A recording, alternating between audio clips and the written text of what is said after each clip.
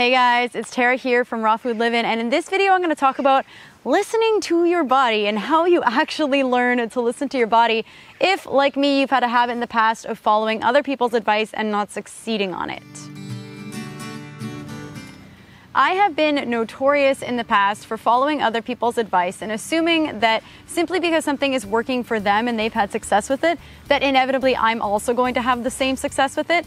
And unfortunately, I haven't experienced very positive results from doing that. Most of the time, I have just gotten frustrated. And the reason I'm talking about this today is because I just got back from the Fresh Food Festival. I'm still in Denmark right now, and it was an amazing experience. But something I noticed is that there was a lot of people who were new to a raw foods lifestyle and the concept coming to this festival.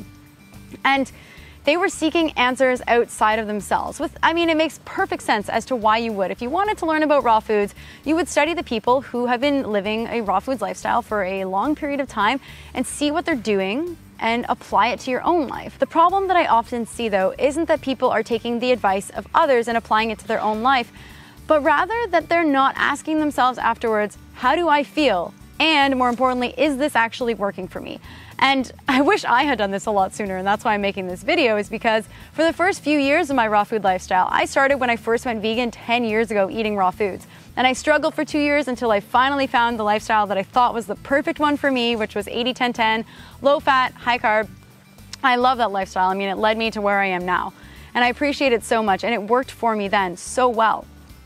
But the problem that happened to me was that I was following other people's advice religiously, as if I could not possibly deviate it, because these people who inspired me had to be right, and they had to be right 100% of the time. And it didn't matter whether I didn't feel good or whether I really knew deep down that something wasn't working for me, because I ignored it. Simply for the fact that I thought, these people, I put them up on a pedestal, they were way up here, and I thought, they know what they're talking about, so surely I must be wrong in thinking that something's not working for me.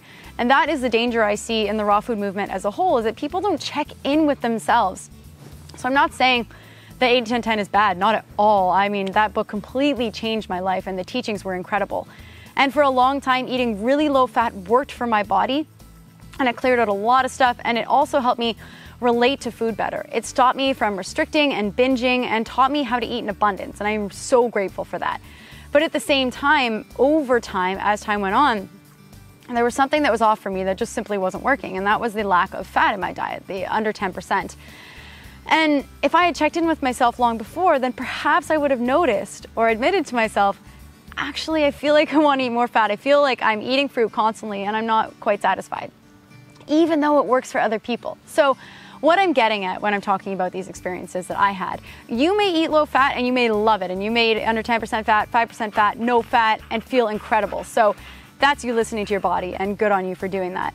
But what I saw at the festival is that no one really knew about checking in with themselves. No one even knew that that was an option. They just automatically assumed, I think for many people, that because other people had been living a raw food lifestyle for a long time, that they always knew the best way to do it. But I'm here to say no one knows your body like you do, and no one can experience what you are living in your body and what you are experiencing in your body. And that's why I think it is always important to think critically about these things. Yes, there are people out there who have done their research, who've been living a raw food lifestyle for a long time and have had amazing success on it. And absolutely, you should potentially research what those people are doing and see what brought them the success that they have. But at the same time, it's so important to listen to your own body, because you may have different circumstances from them. You may live a completely different lifestyle from them in all other aspects other than what you eat. And all of those lifestyle aspects are going to influence how you feel and what you need in your specific body. And this idea of listening to your body is kind of like this mystical concept that is difficult to apply into your life if you don't really understand what it means. So I'm going to break it down in the most simplified way that I can. This is how I use it in my raw food lifestyle. To listen to my body, all I do is check in with myself. So if I'm eating something, if I'm exercising in a certain way, if I'm eating at a certain time of the day or doing any kind of activity, I check in with myself. How am I feeling before, during, and after? Do I feel good? And if not, what can I do to change it? How can I alter my lifestyle so that I can feel the best that I can absolutely feel? Because that is my goal. So my advice to anyone living a raw food lifestyle or trying to live a raw food lifestyle would be to always check in with your personal body and not blindly follow anyone's advice, even if you happen to be inspired by someone, even if they have had so much success, even if they're very healthy, because no one can know your body like yourself, and no one has experienced living in your body but you. And that's why it's always so important, I think, to honor yourself. That is my message for you guys today. If you love this concept of listening to your own body and honoring your body, give this video a thumbs up. And if you want to see more videos on the topics of self-love, body acceptance, the raw food lifestyle as a whole, please subscribe to my channel, and I'll catch you guys next time.